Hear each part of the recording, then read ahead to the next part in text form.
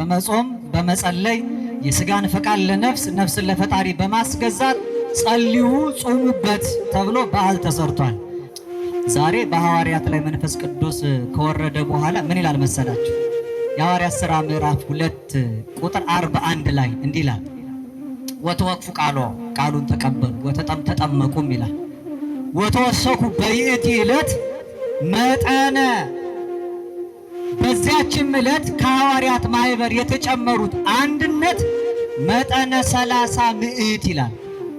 ዛሬ ጰራቅሊጦስ መነሻ አድርገን አንድ ሳምንቱን በሙሉ የጰራቅሊጦስ ሳምንት ብለን እንድናከብር ስርዓት ተሰርቷል።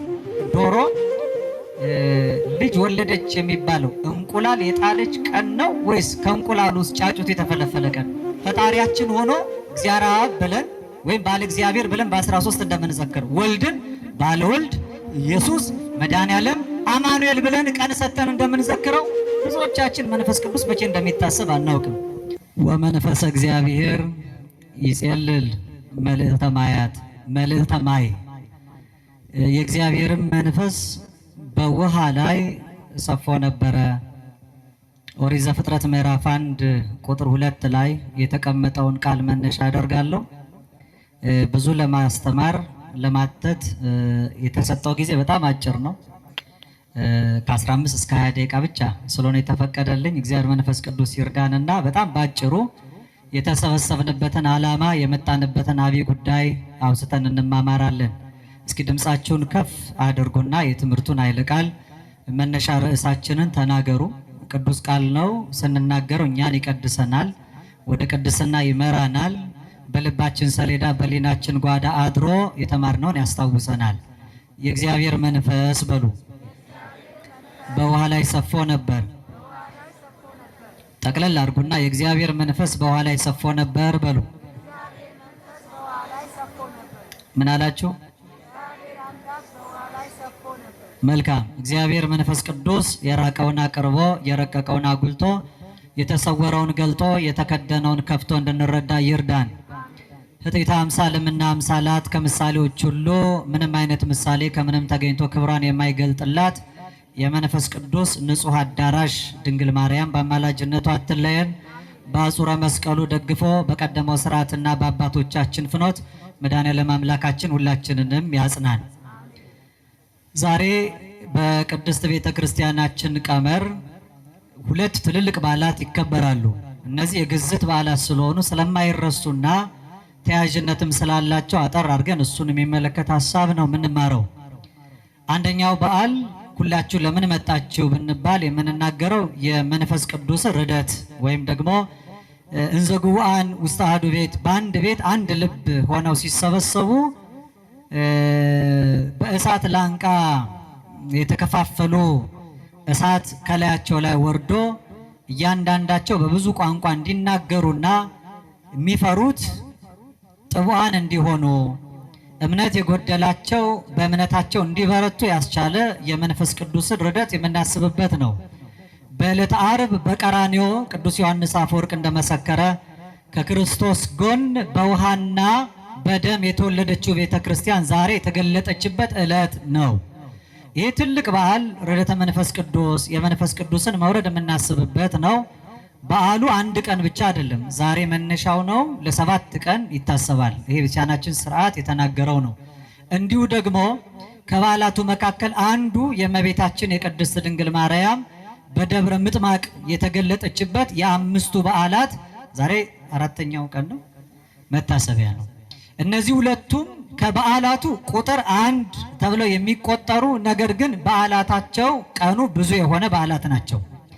ጌታችን ኢየሱስ ክርስቶስ በስጋ ድንግል ማርያም ተገልጦ ወደዚህ ዓለም ሲመጣ ከምናከብራቸውና ከሱ መምጣት በኋላ ከተገለጡ የአዲስ ኪዳን የአምላክ በዓላት መካከል 9 አበይት በዓላት ውስጥ 8ኛው በዓል በዓለ ጰራቅሊጦስ፣ 9ኛው በዓል በዓለ ደብረ ታቦር ነው። ስለዚህ ይሄ በዓለ ጰራቅሊጦስን ፍትሐ ነገሥት የተባለው መጽሐፋችን ፍትሕ መንፈሳዊ 15ኛው አንቀጽ ላይ ወምድረ ተፈጸመ ግብረ በዓለ 50 የ50 በዓል ከተፈጸመ በኋላ ግበሩ ካይበ በዓለ ለሳብዕ ዕለታት ለሰባት ዕለታት ደግሞ በዓል አክብሩ። ይሄንን በዓል በዓለ ጰራቅሊጦስ ይባላል። ምን ይባላል አልኳችሁ? በዓለ ጴንጠቆስጤን መታሰቢያ አድርጋችሁ 50 ቀን ከዘከራችሁ በኋላ መንፈስ ቅዱስ መውረዱን አስባችሁ ደግሞ ለ7 ቀን አክብሩ ይላል። 7ቱን ቀን ስታከብሩ ገቢረ በዓልሰ አኮ በመብል፣ በዓሉን የምታከብሩት ግን በመብላት በመጠጣት እንደሌላው በዓል አይሁን፣ በመጾም በመጸለይ የስጋን ፈቃድ ለነፍስ ነፍስን ለፈጣሪ በማስገዛት ጸልዩ ጾሙበት ተብሎ በዓል ተሰርቷል። ዛሬ ጰራቅሊጦስ መነሻ አድርገን አንድ ሳምንቱን በሙሉ የጰራቅሊጦስ ሳምንት ብለን እንድናከብር ስርዓት ተሰርቷል። አምላካችን ከሚታሰብባቸው 9ኙ በዓላት ጰራቅሊጦስ የሚባለው 7 ቀን፣ ትንሣኤ የሚባለው ትንሣኤ ተስካረ ፋሲካ ነው፣ 50 ቀን ይከበራል ማለት ነው። ከዚህ ጋር አልፎ ዛሬ ነገረ ማርያም በነገረ መንፈስ ቅዱስ ባጭሩ የተቀመጠበት የመጀመሪያ የመጽሐፍ መነሻ ነው። ኦሪት ዘፍጥረት ምዕራፍ 1 ከቁጥር 1 ጀምሮ በቀዳሚ ገብረ እግዚአብሔር ሰማይ ወምድረ፣ በመጀመሪያ እግዚአብሔር ሰማይና ምድርን ፈጠረ ይላል። በመጀመሪያ ምን ፈጠረ? መጀመሪያ የተባለው ቀዳሚ ወደ ሐሪ ዛልብከ ጥንት የምንለው ጥንት የሌለው ፊተኛውና ኋላኛው መጀመሪያውና መጨረሻው አልፋ ወኦ አልፋ ኦሜጋ የሚባለው ፈጣሪ ዓለማት ደብረ ምሕረት ባሕረ ትዕግሥት እግዚእነ ኢየሱስ ክርስቶስ እግዚአብሔር በአንድ ልጁ በመጀመሪያ ሰማይና ምድርን ፈጥሯል ይላል። ከዚያ በኋላ ወምድር ሰሐለወት ራቃ፣ ምድርም ራቁቷን ነበረች፣ ወይ ታስተሪ ወይ ኮነት ድሉተ፣ ዝግጁ አልነበረችም፣ ምንም ደግሞ አልነበረባትም ይላል። ወጽልመትኒ መልዕልተ ቀላያት፣ ጨለማም በጥልቅ ውስጥ ነበረ። ወመንፈሰ እግዚአብሔር እሰ መልዕልተ ማያት፣ የእግዚአብሔር መንፈስ በውሃ ላይ ነበረ ይላል። ሰማይና ምድር ተፈጥሮ በምድር ስላለው ነገር ሲናገር በዓለም ትምህርት እንኳን የሚገለጡ መነሻ የሆነ የዘፍጥረት መጽሐፍ ላይ ተቀምጧል። 3 ነገሮች ተቀምጠዋል። አንደኛ ምድር የሚባለው የብስ፣ ሁለተኛ ውሃ የሚባለውና በዚህ ላይ ያደረ መንፈስ የሚባለው። አንድ ሀገር በዓለማዊ ጂኦግራፊ ትምህርት ውስጥ ሀገር ነው የሚባለው 3ቱን ሲያሟላ ነው። ቴሪቶሪው የብስ ሲኖረው ማለት ነው። ሁለተኛ ውሃ፣ ሶስተኛ ደግሞ ኤር ስፔስ ይባላል። እነዚህ የአንድ ሀገር ግዛቶች ናቸው። አንድ ሀገር ግዛቴ ነው የሚለው ውሃውን፣ መሬቱንና አየሩን ነው። ይህንን መነሻ የሚያደርገው አናቱ ያለው እዚህ ዘፍጥረት የመጽሐፍ መነሻ ውስጥ ርዕሰ መጽሐፍ ተጽፈ በእንቲአየ ክርስቶስ አምላካችን በሊቀ ነቢያት ታላቁ አባት ቅዱስ ዳዊት ላይ አድሮ ሲናገር በመጽሐፍ መጀመሪያ ርዕስ ላይ ስለ እኔ ነው የተጻፈው ይላል። በቀዳሚ የሚለው ቀዳሚ የሚባለው አልፋና ኦሜጋ ነኝ ብሎ ራሱን የገለጠው እሱ ነው። በዚህ በውሃ ላይ ሰፎ ነበር የተባለው የእግዚአብሔር መንፈስ እግዚአብሔር በቁስ ስላለው ሰማይና ምድር ሳይሆን ስለኛ ሕይወት የተነገረውን ፍቺ ብቻ ከኔ ጋር እናያለን። ምድር ውሃና መንፈስ ያደረበት የሚባለው ሰው የ3 ነገሮች ውጤት ነው። የምን አልኳቸው? የስንት ነገሮች? የ3 ነገሮች። አንደኛው ስጋው ነው፣ ሁለተኛ ነፍሱ ነው፣ ሶስተኛው መንፈሱ ነው። ስጋው በየብስ ነፍሱ ደግሞ በውሃ እላው ላይ ያደረው መንፈስ የተባለው ሳይለወጥ ማለት ነው። እግዚአብሔር የሰራው አክብሮ ይህንን የሰው ልጅ ነው። በውሃ ላይ የእግዚአብሔር መንፈስ ነበረበት ይላል።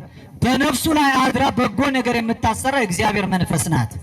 ይሄ ነገረ መንፈስ ቅዱስ በመጀመሪያ በመጽሐፍ የተጠቀሰበት ነው። በእርግጥ ያለ ነገረ መንፈስ ቅዱስ የሚነገር መጽሐፍ የለም። መጽሐፍ ቅዱስ ቅዱስ የተሰኘው ያናገረና ያጻፈው ቅዱስ መንፈስ ስለሆነ ነው። ሲጀምር መጽሐፍ ዘፍጥረት 1:2 ላይ ስለ መንፈስ ቅዱስ ተናግሮ ሲጨርስ በዮሐንስ ራእይ ምዕራፍ 22 ቁጥር 17 ላይ መንፈስ ቅዱስ ወመኤቱ ወይም ወመራቱ፣ መንፈስ ቅዱስና መንጋው ወይም ሙሽራይቱ ና ይበሉ የሚል ቃል ተጽፏል። ይሄ መጨረሻው የራእይ መጽሐፍ ማጠቃለያ ነው።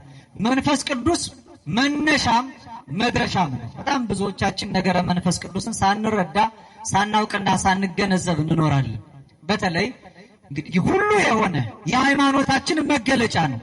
በዚህ ውስጥ ነው ነገረ መንፈስ ቅዱስ አድሮበት የነበረው የሰው ልጅ ይህን የመንፈስ ቅዱስ ጸጋ ስጦታውን አጥቶ ከሰውነት ክብሩ ተለይቶ ከእንስሳት ተራ ተቆጥሮ በዘመነ ብሉይ ያየ ነው። ያን ነው ከሰው ልጅ ላይ የተወሰደውን መንፈስ ኢዮኤል ምዕራፍ 2 ቁጥር 28 ላይ ሰውጥምና መንፈሴ ዲበ ኩሉ ዘሥጋ ሥጋን በለበሰ ሁሉ ላይ ከመንፈሴ አፈሳለሁ ወይ መንፈስ ቅዱስን አኖራለሁ ያለው ትንቢት እንዲፈጸም የተወሰደው መንፈስ ቅዱስ የተመለሰው ዛሬ ነው። ዛሬ ሲመለስ እቺ ቤተክርስቲያን ተገለጠች። ሊቃውንቱ ቅድም እየደጋገሙ ዛሬ የቤተክርስቲያን የልደት ቀን ነው እያሉ ነግረውናል። የልደት ቀኗ ቅዱስ ዮሐንስ አፈወርቅ ዕለተ ዓርብ ከውሃና ከደም ስትወለድ ነው። ዶሮ ልጅ ወለደች የሚባለው እንቁላል የጣለች ቀን ነው ወይስ ከእንቁላሉ ውስጥ ጫጩት የተፈለፈለ ቀን? ወለደች የሚባለው እንደ ህይወት አስገኘች ወለደች የሚባል እንቁላል አንፈርታይል ሊሆን ይችላል። እንቁላሉ ነው ሲፈለፈል። ቤተክርስቲያን ዕለተ ዓርብ ተወለደችና በሙቀተ መንፈስ ቅዱስ ተጠብቃ ጫጩት ከቅርፊቱ እንደሚወጣ የተወለደችውና የተገኘችው የታየችው ዛሬ ነው ማለት ነው። ይሄ ትልቁ የቤተክርስቲያን በዓል። በዚህ ውስጥ ከሰው ልጆች ላይ ተነስቶ የነበረው ጸጋ መንፈስ ቅዱስ ግን ሳይለያት አድሮባት የኖረውና የተገለጠችው ወደ ላይ አረክ ምርኮን ማረክ ጸጋ ለሰው ልጆች ሰጠን ሲባል የተሰጠው ጸጋ ዛሬ ነው። ያ ጸጋ ሳይሰጥ በፊት እግዚአብሔር ከሷ እንዳልተለየ መልዕልተ ጸጋ እንደሆነች የተነገረላት እመቤታችን ድንግል ማርያም አሁን በደብረ ምጥማቅ የታየችበት ነው። በዛ ያዩት ሰዎች በተገለጠችበት ክብር እንኳን ለማየት ባንበቃ ብፁዕ ዘርኢኪ በሕልሙ ሌሊት በሕልሙ እንኳን ሌሊት ያየሽ እንዴት የተመሰገነ ነው እንዳሉ ጥቂት በዓይነ ልቦናችን ለማየት እንድንችል የመንፈስ ቅዱስን ቤት ድንግል ማርያምን ለማየት እንድንበቃ በቸርነቱ ይርዳን። መኑ ከመ እግዝእትነ ማርያም ማኅደረ ምዕራፈ አብ እንደ እመቤታችን እንደ ድንግል ማርያም የአብ ማረፊያ የሆነ ማን ነው? ወመኑ ከመ እግዝእትነ ማርያም ማኅደረ ወልድ እንደ እመቤታችን እንደ ድንግል ማርያም የወልድ ማደሪያ የሆነ ማን ነው? ወመኑ ከመ እግዝእትነ ማርያም ዘኮነ ቤተ ለመንፈስ ቅዱስ ጽርሐ ቅድሳት ለመንፈስ ቅዱስ እንደ እመቤታችን እንደ ድንግል ማርያም የመንፈስ ቅዱስ ንጹሕ አዳራሽ የሆነ ማን ነው? ለሰው ኃጢአት ሳይሰራ መኖር አይቻልም። ከአራቱ ባህሪያት ከተፈጠረ ከሰው ወገን ኃጢአት ያልሰራና እሳት የተሸከመ ማ ብቻ ናት? እመቤታችን ድንግል ማርያም ብቻ ናት። ለዚህ ነው ነገረ ማርያምን ማብራራት ነገረ መንፈስ ቅዱስን ማብራራት ነው። ነገረ መንፈስ ቅዱስ በላዋ ላይ ሰፎባት የታየችው እውነተኛይቱ ነፍሷ ከመንፈስ ቅዱስ ስራ ያልተለየ እመቤታችን ድንግል ማርያም ናት። ሐዋርያትም ክርስቶስ ከመሄዱ በፊት ኃይልን እስክትለብሱ በምን ቆዩ? በኢየሩሳሌም። እሷ ግን ስትመሰክር እስመ ገብረ ሊተ ኃይለ አብያተ ታላላቆቹን ኃይሎችና ስራዎች እሱ በእኔ ገልጧቸዋል አለች። ኃይል ያልተለያት የመንፈስ ቅዱስ ክብር ያራቃት መንፈስ ቅዱስ አድሮባት ለዘላለም በላዋ ላይ የኖረ ዛሬ በሚደገመው ጸሎት አርጋኖን በሚባለው ዕለተ ዕሑድ ላይ እስመ ብዙኃት ሀብተ እግዚአብሔር መክፈል ተሰናያት የእግዚአብሔር ሀብቱ በጎ ስጦታው ብዙ ነው ይላል። ብዙ ነው ስላችሁ ግን ከዚህም ከዛም የተለቃቀመ አይደለም። አኮ መናፍስት ብዙሃን ከብዙ መናፍስት የተገኘ አይደለም። አላ እማሃዱ መንፈስ ወወይቱ ኬ ጰራቅሊጦስ ዘአቀባ ለድንግል እምከርሰ እማ ያ ጰራቅሊጦስ መንፈስ ቅዱስ ነው ድንግል ማርያምን ከእናቷ ማኅፀን ጀምሮ የጠበቃት ይላል። በረከቷ በሁላችን ላይ ይደርብን። በውሃ ላይ ሰፎ ነበር የተባለ ከውሃ ያልተነሳ ንጽሐ ጠባዩ ያላደፈ የመንፈስ ቅዱስ ንጹሕ አዳራሽ እመቤታችን ድንግል ማርያም ናት። እሷን መነሻ አድርገን ነገረ መንፈስ ቅዱስ 2 ነጥብ ብቻ ተናግሬ ላብቃ። ዛሬ የምናከብረው ታላቁ በዓል በዓለ ሃምሳ ይባላል። ምን ይባላል አልኳችሁ? ያው 50ውን ቀን ከቆየን በኋላ ነገረ ሃምሳ በብሉይ ኪዳን ጴንጠቆስጤ እየተባለ ይጠራ ነበረ። ምን ይባላል አልኳችሁ? ጴንጠቆስጤ በሉ እስኪ። በዓለ ጴንጠቆስጤ የሚባል ነው። ነገረ ሃምሳን እስራኤላውያን በሁለት መልኩ ያከብሩት ነበር። አንደኛው በኦሪት ዘሌዋውያን ምዕራፍ 25 ላይ ከቁጥር 10 ላይ የተነገረ ቃል አለ። ነፃነት ከወጣችሁበት አሁን ይሄ 50ኛው በዓል የኢዮቤልዩ በዓል ይባላል። ይሄም የነፃነት በዓላችሁ ነውና ዓመቱን በሙሉ በዓል አድርጋችሁ አክብሩት አለ። የዓለሙም ዛሬ 50 ዓመት ሲሞላው ተቋምም ሳይቀር በዓለ ኢዮቤልዩ እያለ ያከብራል። ኢዮቤልዩ ማለት የነፃነት በዓል ማለት ነው። የምን በዓል? ምክንያቱም እግዚአብሔር ለፈርዖን ተገዝተው ያለ ለእኔም ተገዙልኝ አላላቸውም።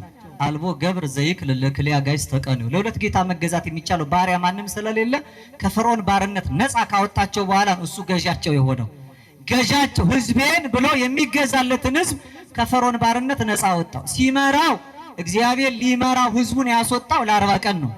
ኃጢአት ቢሰሩ ግን 40 ዘመን ተገዙ። በዓሉን እንዲያከብሩ የታዘዙት የነጻነቱን በዓል በ50 ቀን ነው። እነሱ ግን በ50ኛው ዓመት አከበሩ። ኃጢአት ስንሰራ በደል ስንፈጽም የእግዚአብሔር ምሕረቱ ከኛ ትርቃለች። በበጎ ንስሐ ስንመለስ እስራኤላውያን ግብፅ ባርነት ሲሄዱ የባርነት ዘመናቸው 430 ነበር። እንደ ራሄል ያሉት ሲያለቅሱ ግን 450 ከኋላ ሄዶ ለአብርሃም ከተሰጠው የቃል ኪዳን ዕለት ተቆጥሮ ግማሹን ሳይገዙበት በ215 ዘመን ነፃ ወጥተዋል። ከተመለስን እግዚአብሔር ይመለሳል። ከራቅንበት እግዚአብሔር ምሕረቱን ያርቃል። የእግዚአብሔር ምሕረት በራቀበት በዚህ ዘመን ተመልሰን በትረ መዓቱን አንስቶ ሀብለ ምሕረቱን ዘርግቶ በፍቅር ዓይኖቹ ተመልክቶ በምሕረት እጆቹ ዳብሶ እግዚአብሔር ይቅርታውን እንዲያቀርብልን ቅዱስ ፈቃዱ ይሁንልን። 50 የሚባለው አንደኛ የ50 ዓመት የኢዮቤልዩ በዓል ነው። ሁለተኛ ዝንቱ ውእቱ በዓላቴ በዓላቶቼ እነዚህ ናቸው ብሎ በኦሪት ዘሌዋውያን ምዕራፍ 23 ከቁጥር 1 ጀምሮ እንዳስቀመጠ በኦሪቱ እስራኤላውያን የሚያከብሯቸው 8 በዓላቶች ነበሯቸው። ስንት በዓላቶች? ጊዜ የለም። የመጀመሪያው ሰንበት ነው። ከሰንበት በኋላ 5ኛው በዓል በዓለ ሸዊት ወይም በዓለ ሰዊት የሚባል የመከር በዓል ነው። ይሄ በዓል የ50 ቀን በዓል ይባላል። የሚከበርባቸው 2 ምክንያቶች ነበሩት። አንደኛው እስራኤላውያን የኤርትራን ባህር ከፍሎ እግዚአብሔር አምላክ ፋሲካውን እራት በልተው በሜዳ እንዲያከብሩት አዟቸው ስለነበረ ያ በዓል ከበዓለ መጸለት ወይም የዳስ በዓል በሜዳ ከኖሩበት እንደመታሰቢያ የሚከበር ሌላው በዓል ሆነ። ሁለተኛ እስራኤላውያን ከግብፅ ባርነት ከወጡ በኋላ በሲና ተራራ ላይ እግዚአብሔር አምላክ ለሙሴ ሕግን የሰጠው በ50ኛው ቀን ነው። በስንተኛው ቀን? 50 ቀን ነፃ ወጥተዋል። በፊት ፈርዖን ይገዛቸዋል። አሁን የሚገዙበትን ሕግ ጽላቱን እግዚአብሔር አምላክ ሰጣቸው። ከዚህ በኋላ ወልደ ዘበኩሬ የበኩር ልጆቼ ናችሁ ብዬ የኔ አገልጋዮች አድርጌያቸዋለሁ አለ። ፈርዖን አጽንቶባቸው ከነበረው ቀንበር ላይ እግዚአብሔር ሌላ ሕግ አልሰጣቸው። 50ኛው ቀን ግን እስራኤላውያን ፍጹም ከፈርዖን ባርነት ነፃ እንደወጡ የእግዚአብሔር አገልጋዮች እንደሆኑ የተመሰከረበት ነው።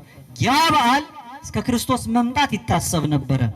50ው ቀን 7 ቀን ፍጹም ነው። 7ቱን በ7 ፍጹም አድርገው ይሄ ፍጹም የምንለው በምድር የተሰጠው ቀን ሲያልቅ የብሉይ ኪዳን መከራው ሲያበቃ የሚገለጥ አዲስ ሌላ ቀን አለ። 50ኛው ቀን የክብረ በዓል ምሳሌ ነው። የአዲስ ኪዳን ሰንበት ምሳሌ ናት። ዛሬ ሲሰበክ ምስባኩ ላይ ከሰማችሁ ዛቲ ዕለት ይላል። ይቺ ዕለት እንተ ገብረ እግዚአብሔር የሰራት ታላቅ ዕለት ናት። ንትፈሳውን ታሰይባቲ በሷ ደስ ይበለን ፈጽሞ እንደሰትባት። እግዚአብሔር የሰራት ቀን ቀድሞ ከምትታወቀው 7ኛዋ ሰንበት ውጪ 7ቱ በ7 49 ቀን አልፎ 50ኛዋ ቀን ወበእሁድ ሰንበት ብለው ብፁዕ አባታችን ቅዳሴ ላይ እንዳነበቡ ወትሮ የሚታወቀው ቀዳሚት ሰንበት ነው። የመጀመሪያ እሁድ ሰንበት እዚያ ዮሐንስ 21 ላይ የተገለጠችው ናት። እሁድ የምትባለው ሰንበትነቷ ያልታወቀ የአዲስ ኪዳን ሰንበት ሆና የተገለጠች ናት። ያቺ በዓል ጥንቱን ጴንጤቆስጤ ነበር የምትባል። ምን አልኳችሁ? ጽር ነው፣ የግሪክ ቋንቋ ነው። ፔንቴኮስቴ ይባላል።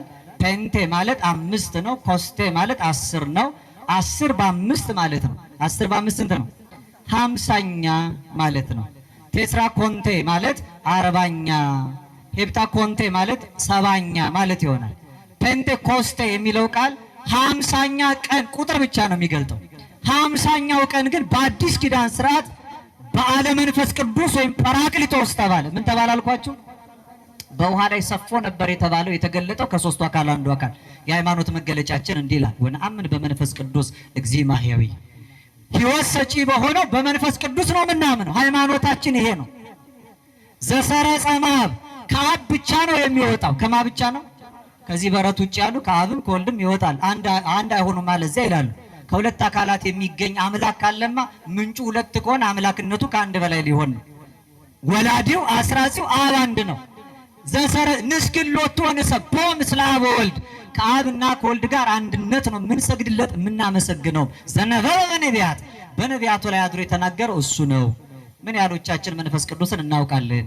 መቼ እንደሚከበር መቼ እንደሚታሰብ ማጠቃለያ ነው። እስኪ እንድናውቀው የበለጠ እንድናከብር። ይሄ በእውነት ደብር በጣም ታሪካዊም ባለውለታም ደብር ነው። ፈጣሪያችን ሆኖ እግዚአብሔር አብ ብለን ወይም ባለ እግዚአብሔር ብለን በ13 እንደምንዘክር ወልድን ባለ ወልድ ኢየሱስ መድኃኔዓለም አማኑኤል ብለን ቀን ሰተን እንደምንዘክረው ብዙዎቻችን መንፈስ ቅዱስ መቼ እንደሚታሰብ አናውቅም። በዓመት ውስጥ የሚታሰብባቸው 3 ቀናት 4 ቀናት አሉ። እነዚህን 4 ቀናት ካወቃቸዋቸው ይሄ ቤተክርስቲያን የተገለጠችበት ቤተክርስቲያን ማለት የክርስቶስ አንዱ ሙሽራ ማለት ነው። እስኪ በሉ የክርስቶስ በሉ አንድ ሙሽራ። ዛሬ በሐዋርያት ላይ መንፈስ ቅዱስ ከወረደ በኋላ ምን ይላል መሰላችሁ? የሐዋርያት ሥራ ምዕራፍ 2 ቁጥር 41 ላይ እንዲህ ይላል፣ ወተወክፉ ቃሉን ተቀበሉ ተጠመቁም ይላል። ወተወሰኩ በይእቲ ዕለት መጠነ፣ በዚያችም ዕለት ከሐዋርያት ማህበር የተጨመሩት አንድነት መጠነ 30 ምዕት ይላል። 3000 ነፍሳት ነበሩ ይላል። ስንት ሺህ ነፍሳት ነበሩ? በቀደመው በዓለ ጴንጠቆስጤ የተጨመሩት ሳይሆን የተቀነሱት 3000 ነበሩ ይላል። ኦሪት ዘጸአት ምዕራፍ 32 ቁጥር 28 ላይ ሙሴ ጽላቱን ተቀብሎ በበዓለ ጴንጠቆስጤ ሲወርድ ለጥጃው ምስል የሚሰግዱትን ብዙዎቹን አያቸው። ጥጃውን በጽላቱ ሰበረው፣ የሌዊ ልጆች አትማሯቸው ብሎ በዚያ ለጣዖት የሰገዱ ፍቅረ ጣዖት ያደረባቸውን ወርቅ አቅልጦ ያጠጣቸውን 3000 ነፍሳት ሞቱ ይላል። በዚያ ጴንጠቆስጤ 3000ዎች ተገድለዋል። በዚህኛው ጴንጠቆስጤ ግን 3000 ነፍሳት ድነዋል። ይሄንን ቅዱስ ጳውሎስ ምን አለ?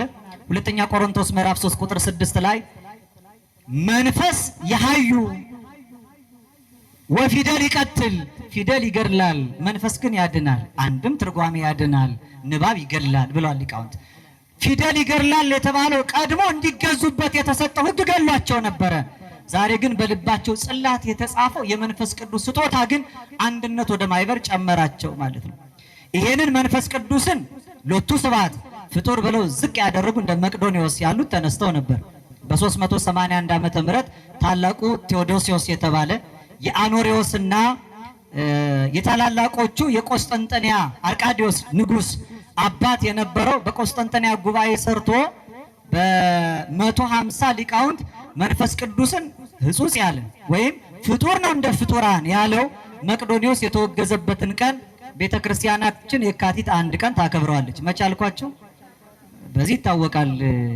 በረከቱን ያሳድርብን ነፍሱን ይማርልንና ክቡር መምህራችን ነፍሰሄር ወልደ ሰማዕት ደጋግሞ ስለዚህ በዓል መታሰቢያ እንዳስተማረ ተስፋ ስለማደርግ ነው። የካቲት 1 ቀን የመንፈስ ቅዱስ አካላዊ አምላክነት የተሰበከበት ታላቅ ዕለት ነው። ሁለተኛ የፋሲካ በዓል የሚባለው በእስራኤላውያን ስርዓት የሚያዝያ 14 ቀን ነው።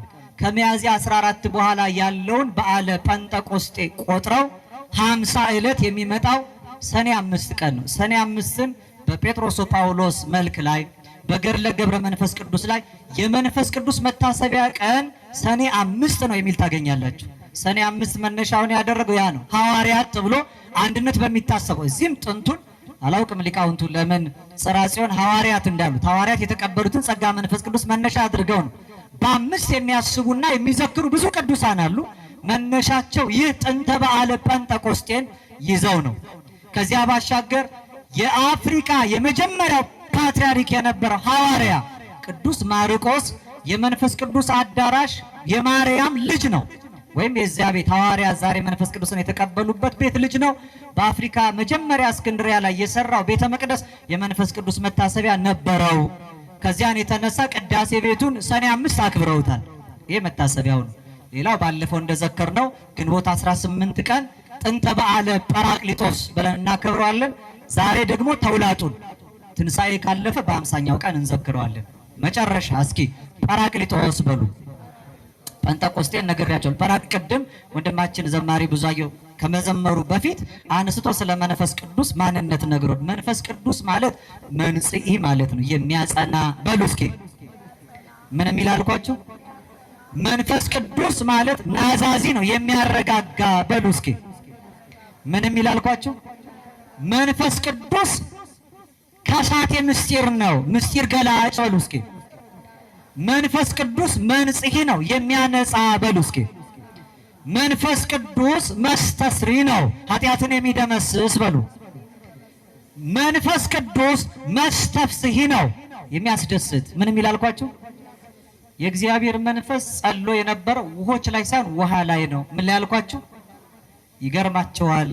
ወተወሰኩ መጠነ 30 ምዕት ነፍስ ነው የሚለው። 3000 ነፍስ ተጨመሩ። ስንት ሺህ ነፍስ?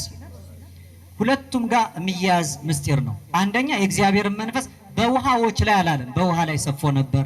ሁለተኛ የተጨመሩትን ደግሞ 3000 ነፍሳት አላለም፣ 3000 ነፍስ።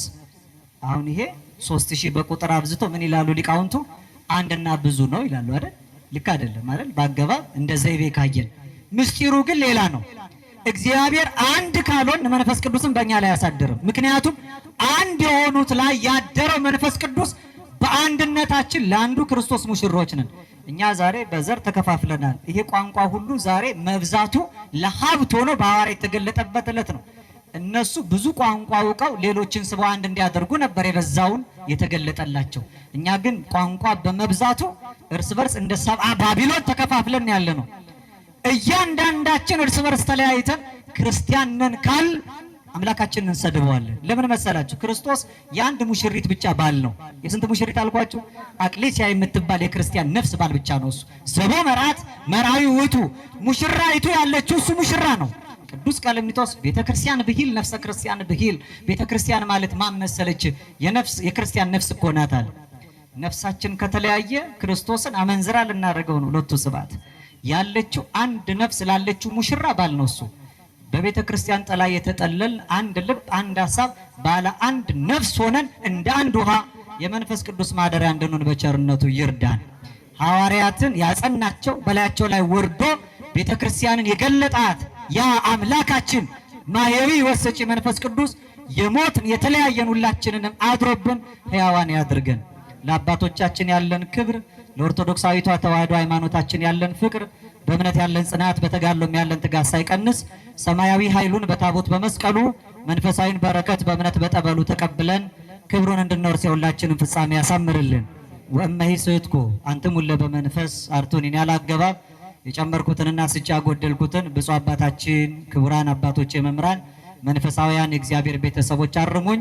እግዚአብሔር በቸርነቱ የሁላችንን ፍጻሜ ያማረ ጸሎታችንንም የሰመረ ያድርግልን። ወመንፈስ እግዚአብሔር ይጼልል ላዕለ ማይ፣ እግዚአብሔር መንፈስ በውሃ ላይ ሰፎ ነበር። ወስብሐት ለእግዚአብሔር።